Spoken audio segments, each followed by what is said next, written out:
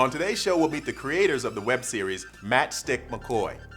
Now, when I came across their trailer online, I really fell in love with it because they did the trailer and the series in the style of those 1970s movies. Let's take a look at some clips from Matchstick McCoy, and then we'll meet the creators.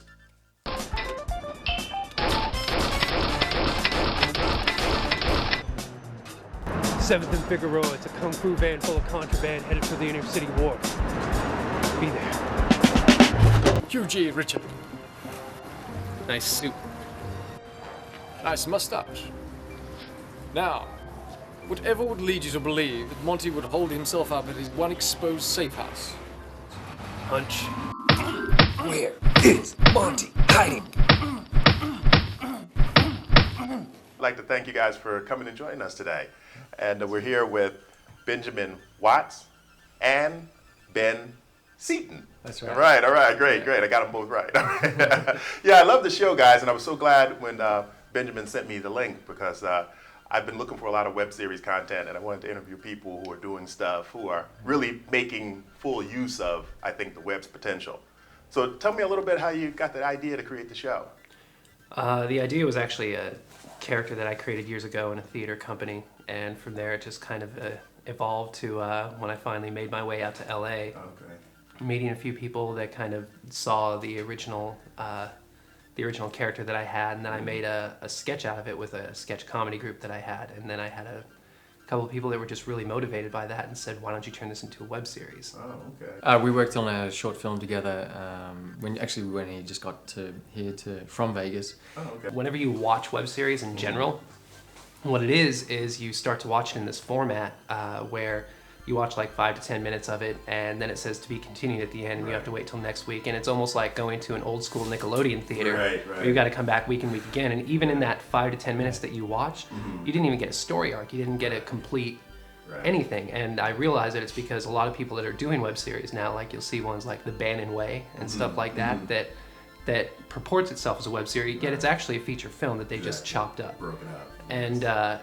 And I didn't really like that. I'm like, you can totally take the hero's journey and that story arc, and you can consolidate it, and you can have an adventure in like 5 to 8 minutes. Why not? Yes. And so that's what I did, and that's how I created the formula for it. Is I took the biggest points of that classic story arc, and especially since part of it is mocking that kind of formulaic storytelling of the 70s, and I just took that, put it into a 6 to 7 page script, and then each episode was based off of that structure. It was actually not a traditional casting process.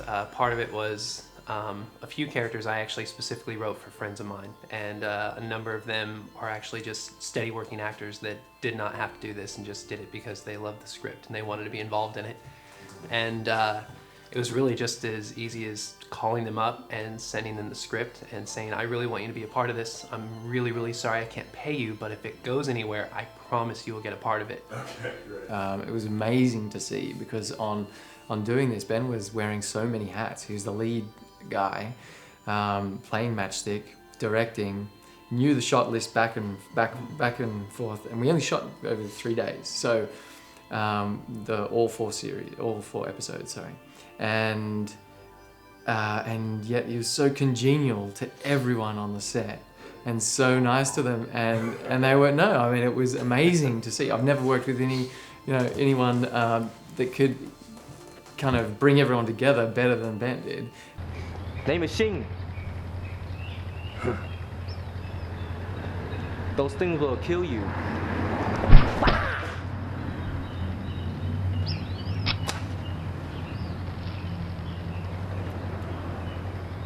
Out of the way, Bruce. That was our friend David Chan, who actually Ben introduced me to, stunt guy / martial artist, actor, really great. Like, there's very few people that I would trust kicking that close to my face. I'm mean and I'm clean and I'm back on the scene. I came to show you a whole new thing. I told you I was good, mama. I told you you wouldn't sell smack to the kids no more.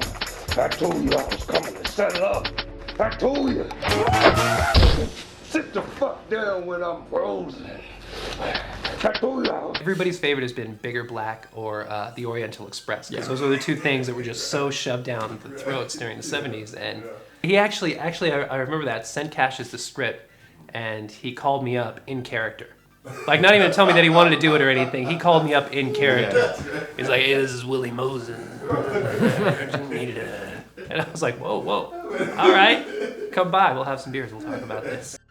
So what I'd like to highlight from today's interview is that the importance that Benjamin pointed out, that each episode of your web series should have a beginning, middle, and end.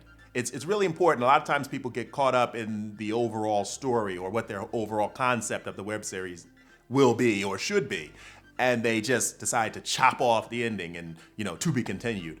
But what he pointed out, which is so true, is what I believe in, is that it has to have a beginning, middle, and end, because each episode should entertain your viewer, so they want to watch more. I'm James Tucker, and you've been watching The Web Series Show. Connect with Matchstick McCoy on their website, matchstickmccoy.com. You can also find them on Facebook and Twitter. You can watch the full uncut episode on our website, thewebseriesshow.com.